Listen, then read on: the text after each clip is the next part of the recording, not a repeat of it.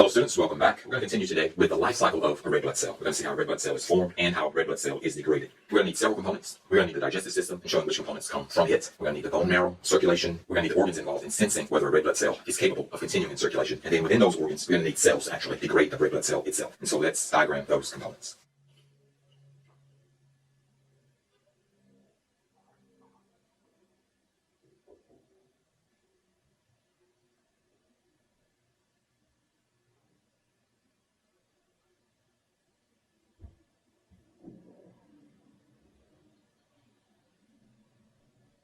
And so here we have the components. I've annotated most of these already. So here we have a representation of our digestive system, the stomach and the intestines. We've seen this before. A lot of these have already been drawn. We have the blood vessel into which those elements enter circulation. We've blown that up here. The elements which are required for the synthesis of red blood cells are for erythropoiesis, amino acids, iron, folic acid, and vitamin B12. We've already discussed iron in detail. These components move to the bone marrow, and shown here is the proximal end of the femur. In the proximal epiphysis, we have the red bone marrow, and this is where red blood cells are made. Red blood cells are made in the axial skeletal system and in the proximal epiphyses of our long bones. And so we have the site of red blood cell production, our red bone marrow, and now we have our red blood cells here. The red blood cells stay in circulation for about 120 days, traveling through the capillaries, breaks down the cell membrane. And so over time, the red blood cell membrane will lose integrity. There are organs which sense that the red blood cell has reached the end of its usefulness, and these organs are the liver and this organ here, which I'll identify later. Within these organs, we're going to have cells. These cells, which are actually endocytose, or phagocytose, the red blood cells, to break them down. And we've blown that cell up here. What we'll do, we're going to red blood cell here and show the byproducts of its breakdown. Let us continue. There's really nothing new here, except we've added amino acids, folic acid, and vitamin B12. There's nothing new here. The red blood cells, as they travel through circulation, these two organs, the liver and the spleen, sense whether the red blood cells have reached the end of their usefulness. And so let's annotate the spleen here.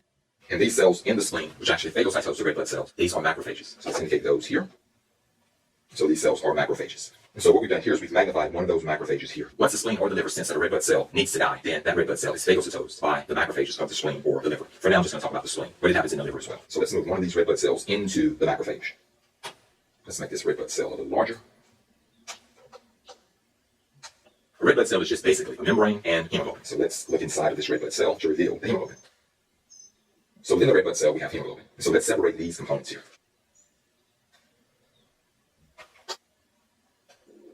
The first thing that happens in the macrophage is that we separate the hemoglobin from the rest of the cell fragments, or from the membrane portion of the cell, and anything else that's in the cell. Now we're going to break the hemoglobin itself down. We're going to separate the heme from the globin. Since these are all the same, we're just going to work with one of the globin subunits. So the first thing that's going to happen is we're going to separate the heme from the globin. Now we're going to separate the iron from the porphyrin ring. Since iron is so valuable, we can reuse the iron. Hemoglobin can be harmful to the body left alone, so it must be disposed of very efficiently. Hemoglobin can damage the kidneys. Here we have our porphyrin ring, and we have the iron. The iron, of course, can be reused. Let's label a few things here. Here we have hemoglobin. The hemoglobin is broken down into heme on the left and globin on the right. The heme is broken down into the porphyrin ring and iron. The porphyrin ring goes through several steps before it is disposed of. The porphyrin ring is first broken down into a green pigment called biliverdin. The biliverdin is then broken down into a yellowish-green compound called bilirubin. Remember, bilirubin is the compound that's responsible for jaundice. These two pigments, biliverdin and bilirubin, are known as biopigments. The next few steps do not occur in the macrophage. The bilirubin actually moves into circulation, goes into the blood plasma, and then moves to the liver and then to the gallbladder. I'm going to show these steps, so just know that they don't occur in the gallbladder. The bilirubin is eventually moved to the small intestines, where intestinal microbes convert the bilirubin to a brown-colored compound. This brown compound imparts the brown color to feces. This compound is known as urobilinogen. And bilirubin is responsible for jaundice.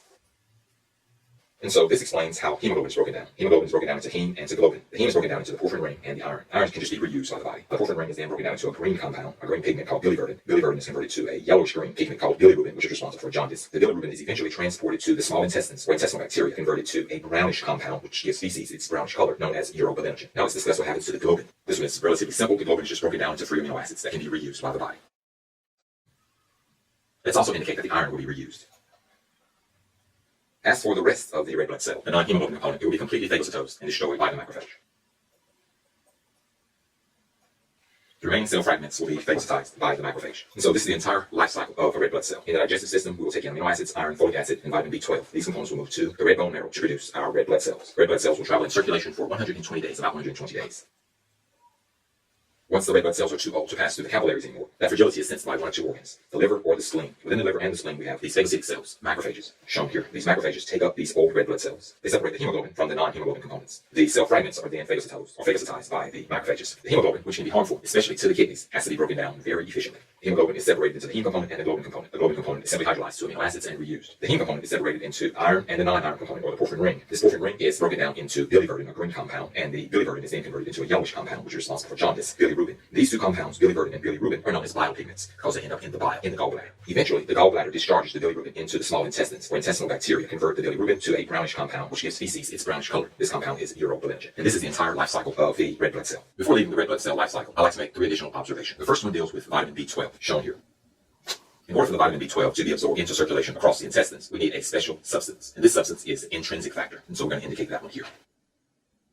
And so intrinsic factor is a substance that's needed for the absorption of vitamin B12. The next observation deals with the breakdown of the red blood cells. As the red blood cells pass through the spleen and the liver, they have to travel through very narrow capillaries. These capillaries may have a diameter as small as 3 micrometers. As these red blood cells pass through these capillaries, if their membrane is fragile, they will rupture. And this rupturing process is called hemolysis.